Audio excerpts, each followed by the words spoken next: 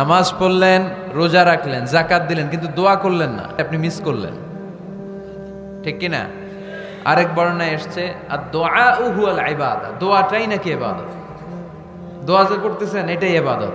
আওয়াজ করে পড়তে হবে আল্লাহু আকবার। হজ করে আসছেন কারা কারা দেখি?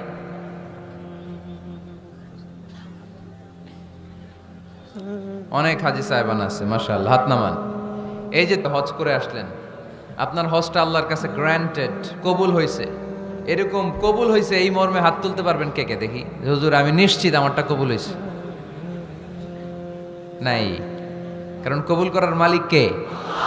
আমরা কামনা করি সব হাজি সাহেবানদের হজ কবুল হোক। আমিও হজ করেছি 2018 সালে। আমরা কামনা করি আমাদের হজ উমরাগুলো কবুল হোক, কিন্তু হাত তুলে বলা যাবে না হুজুর আমারটা কবুল হইছেই, বলা যাবে?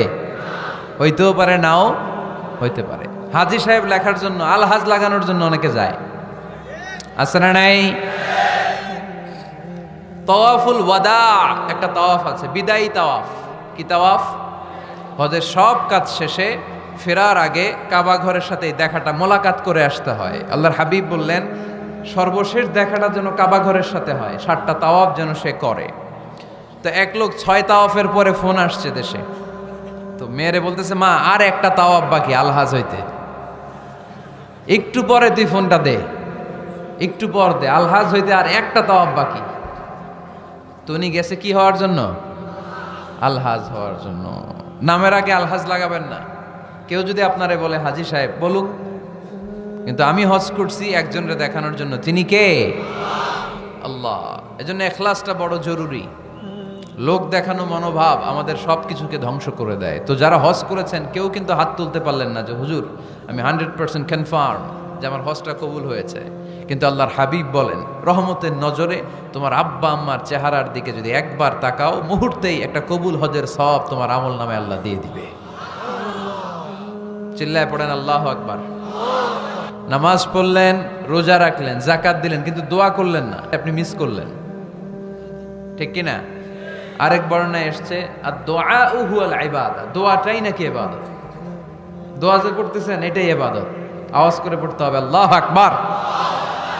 আমরা আব্বা আম্মারে রেখে দিয়ে অমুক দরবারে যাই, অমুক দরবারে যে দোয়া চাই, আসল বড় দরবার যে আমার ঘরে এটাই বলে যাই। আমার আব্বার চেয়ে বড় কোনো পীর সাহেব আমার জন্য হতে পারে? আমার মায়ের চেয়ে বড় দোয়াকারী আমার জন্য পৃথিবীতে থাকতে পারে? পৃথিবীর সবাই মিলে, সব আল্লাহর ওলিরা মিলে কোরআন খতম দিয়ে এখানে ফু দিল একটা গ্লাসের পানির ভিতরে, আপনার আম্মা কিংবা আব্বা শুধু বিসমিল্লাহ বলে আরেকটা গ্লাসের পানির মধ্যে ফু দিল, মায়ের দোয়াটা মুহূর্তেই কবুল করে নেবে কে? আম্মা আব্বার চেহারার দিকে তাকালেই কবুল হজের সওয়াব দেয় কে? এজন্য আব্বা আম্মা থেকে দোয়া নেওয়ার দরকার আছে না নাই? দোয়া চাইবেন, দোয়া চাইবেন। মায়ের মর্যাদা অনেক বেশি, বাবার চেয়ে 3 গুণ বেশি, কমসে কম। কয় গুণ বেশি? মা মা মা, তারপর বাবা, 3 বার মা। কয়বার মা? একবার বাবা। তার মানে মাকে ইসলাম দিয়েছে স্বর্ণ পদক, দিয়েছে রৌপ্য পদক, দিয়েছে ব্রোঞ্জ পদক, আর বাবাকে দিয়েছে সান্ত্বনা পুরস্কার। আমরা এটা নিয়েই খুশি, ঠিক কিনা? তাহলে মাকে 3টা পুরস্কার, স্বর্ণ পদকও মা, রৌপ্য পদকও মা, ব্রোঞ্জ পদকও মা, বাবারে দিছে কি? সান্ত্বনা পুরস্কার। এজন্য মায়ের মর্যাদা বেশি। লাউ কাতা'তা জিলদাক, চামড়া কেটে যদি মায়ের পায়ের জুতা বানিয়ে দাও। ছোটবেলা যে মায়ের বুকের দুধ খেয়েছো, আল্লাহর হাবিব বললেন 1 ঢোক দুধের শোধ আদায় হবে না, ঠিক কিনা? মায়ের এক ধার দুধের দাম, কাটিয়া গায়ের চাম, পাপস বানাইলে ঋণের শোধ হবে না, এমন দরদি ভাবে কেউ হবে না আমার মাহাগো।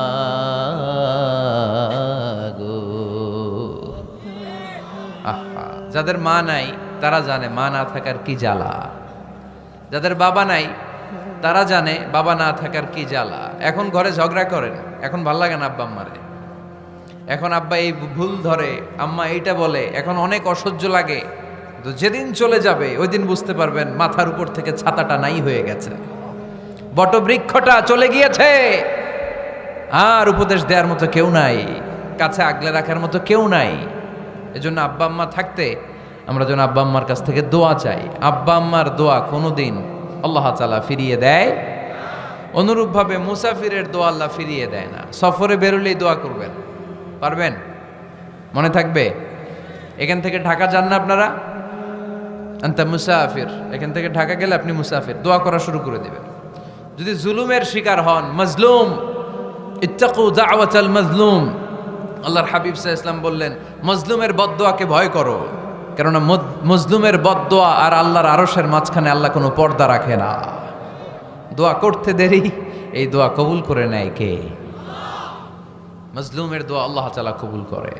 এজন্য আব্বা আম্মার কাছ থেকে যেন আমরা বেশি বেশি দোয়া নিতে পারি। আল্লাহ তুমি তৌফিক দাও। দোয়া চাওয়াও সুন্নাহ, দোয়া করাও সুন্নাহ। বুঝতে পেরেছেন? দোয়া নিজের জন্যও করবেন, অন্যের জন্যও করবেন। রাজি আছেন তো? অনেকে বলে হুজুর আমার দোয়া আমি করব, আমি আরেকজনের জন্য করব কেন? ওনারটা উনি করুক, আমারটা আমি করি, এরকম কথা আছে না? নাই না, অন্যের জন্য দোয়া করবেন, এতে লাভ আছে। আপনি যখন কারোর জন্য দোয়া করেন, ফেরেশতারা আল্লাহর কাছে দোয়া করতে থাকে, আল্লাহ যেই দোয়া সে তার ভাইয়ের জন্য করলো, আগে দোয়াটা তার নিজের জন্য কবুল করে দাও। মা মিন মুসলিম ইয়াদউ লিআখিহিল মুসলিম বিযাহরিল গায়ব ইল্লা ক্বালাল মালাক ওয়ালাকা বিমিসলিন। ফেরেশতারা বলে ওয়ালাকা বিমিসলিন, আপনি দোয়া করলেন আল্লাহ আমার এই ভাইটার টাকা পয়সা নাই, তুমি তারে ধনী বানায় দাও। ফেরেশতারা তখন বলে ওয়ালাকা বিমিসলিন, মানে আল্লাহ যিনি দোয়া করতেছে আগে তারে ধনী বানিয়ে দাও। সুবহানাল্লাহ কইতে পারলেন না? আরো জোরে বলেন সুবহানাল্লাহ। একখানা ডর করি কও বাজি সুবহানাল্লাহ। এইবার বেড়ে গেছে আওয়াজ। একখানা ডর করি হও না বাজি, এইটা বললে কক্সবাজারের বাইরে বলতে পারে। ডর করি কইতে হবে বড় বড় করে। আপনার ভাই অসুস্থ, আপনি দোয়া করলেন আল্লাহ আমার ভাইটা অসুস্থ, তারে তুমি সুস্থ করে দাও। ফেরেশতারা বলে ওয়ালাকা বিমিসলিন, মানে আল্লাহ যিনি দোয়া করতেছে তার কোনো রোগ বালাই থাকলে আগে তারে সুস্থ করে দাও। তো এজন্য অন্যের জন্য দোয়ার দরকার আছে না নাই? আল্লাহর হাবিব সাল্লাল্লাহু আলাইহি ওয়াসাল্লাম বলেন দোয়া মুখুল ইবাদা, দোয়া হচ্ছে ইবাদতের নির্যাস। It's an art. দোয়াটা একটা শিল্প। দোয়াটা কি? একটা শিল্প। এটাকে রপ্ত করতে জানতে হয়, এটাকে আত্মস্থ করতে জানতে হয়। সব কাজের মধ্যে first class, second class, third class আছে না নাই? কারো দোয়া থার্ড ক্লাস দোয়া, কারোটা সেকেন্ড ক্লাস, কেউ করতে পারে ফার্স্ট ক্লাস দোয়া, ঠিক কি না? দোয়ার মতো যদি দোয়া করতে পারেন এটা হচ্ছে ফার্স্ট ক্লাস দোয়া, মুহূর্তে আরশে পৌঁছে যায়। এটাকে রপ্ত করতে হয়, এটার মধ্যে আবেগ জুড়ে দিতে হয়। অনেকে দোয়া করে আবেগ নাই, আছে না নাই? জুমার দিন দেখবেন নামাজ পড়ে ইমাম সাহেব দোয়া করতেছে, অনেক মুসল্লি দোয়াও করতেছে, ওদিকে তাকায় আছে হাত কিন্তু এইভাবে, আর তাকায় আছে জানালার দিকে, ও কি দোয়া করতেছে? কথা বলেন, আছে না নাই?